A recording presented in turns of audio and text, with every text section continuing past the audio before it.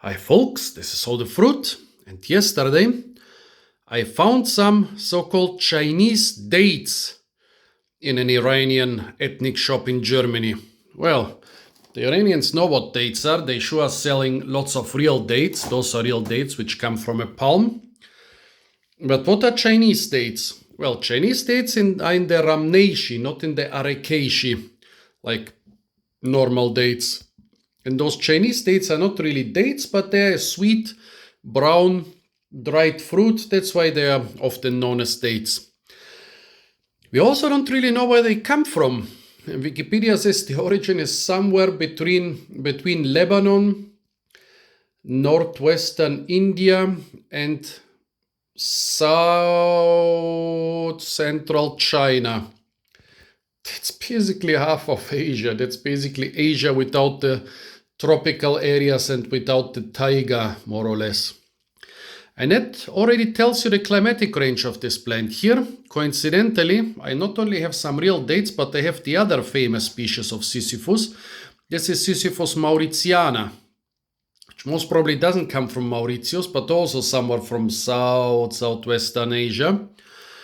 This one is the more tropical to subtropical one. I've seen it in equatorial areas, like in Malaysia and Indonesia. I've seen it in the Arabian Desert in the Emirates. I've seen it in Guadeloupe in the Caribbean, and I've seen it only once in Europe, in Malaga, the most tropical city of Europe. So tropical to subtropical plant.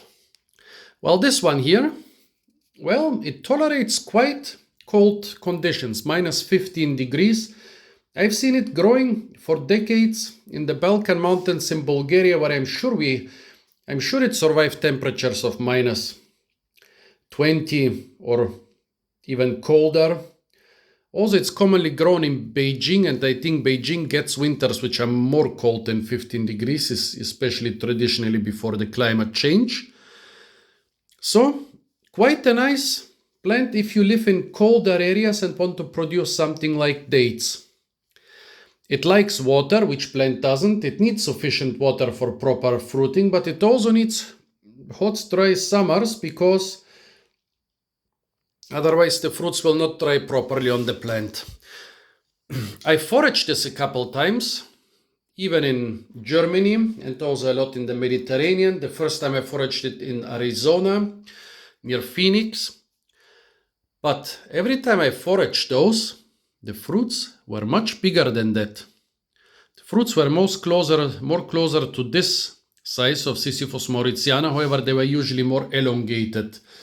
Well, here I have a medjool date, so they were more or less the size of Ziziphus mauritiana or the medjool date, but shape-wise they were between those two.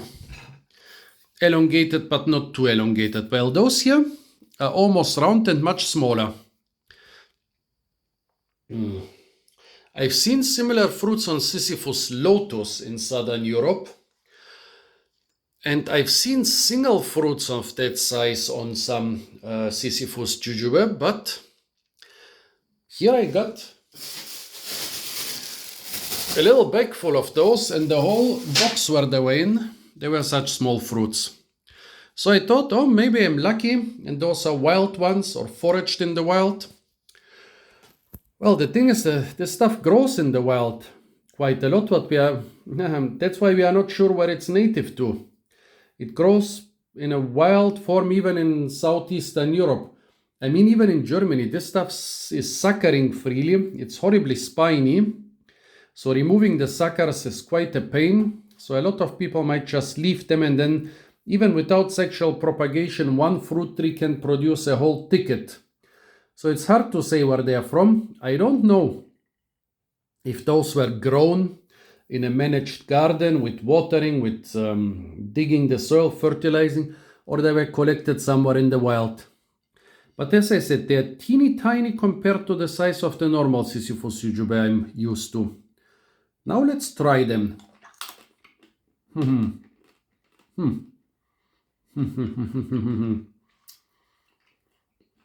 Yeah. A bit hard, a bit chewy, very sweet.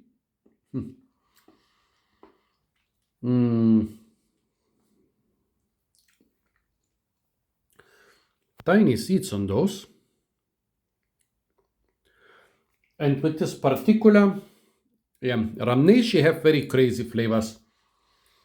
This year, by the way, often, at least in Pura varieties, smells and tastes like puke. This year, when dried, the dominant taste is burnt plastic. Yeah.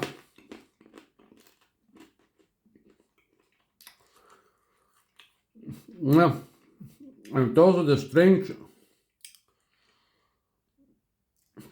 crispy texture, and sometimes it is a total chewy texture. Burnt rubber. It's literally like eating burnt rubber, but in a good way.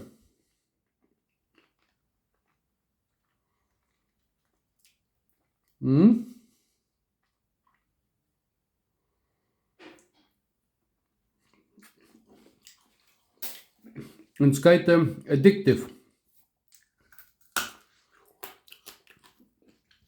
Here I bit off a piece. It's like eating some candy, something made out of caramelized sugar foam. Yeah, like eating a very hard baiser.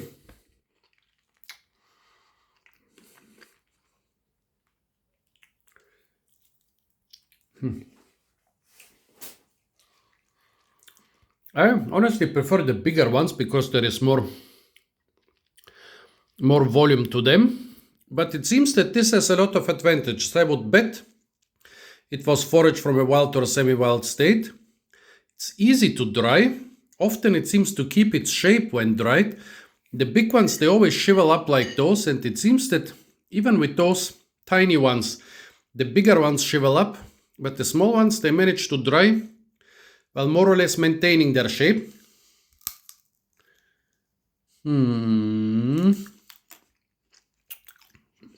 Burnt rubber, 100%. Yeah, I see a lot of advantages in foraging this in the wild. You don't need to care for this. You can forage it on all types of land. You don't need to grow it in your garden. You don't need to cut, water and fertilizer. Yeah. Good fruit, but I really would like to know whether this was foraged in the wild. Tell me, folks, especially if you are from some of the areas where this grows wild or feral, do you think those are wild or feral fruits of Ziziphus jujube? Tell me if you like jujube or mauritiana better. Might be a cultural things. I think Indians would say, of course, mauritiana is superior. Chinese would say, of course, jujube is superior. Tell me which one you like better. Ah, well, okay, let's try it for the video. You can also eat jujube fresh. Then it's even tastier than this. It's a bit sweet, but crunchy and juicy like this. Yeah, sure. This is okay, but I'm a fan of this. Tell me which one you like better. Apart from that, stay tuned for a lot of fruit videos from the beautiful and incredibly fruit-rich ethnic shops in Germany. And of course, don't forget to like, share, comment, and subscribe.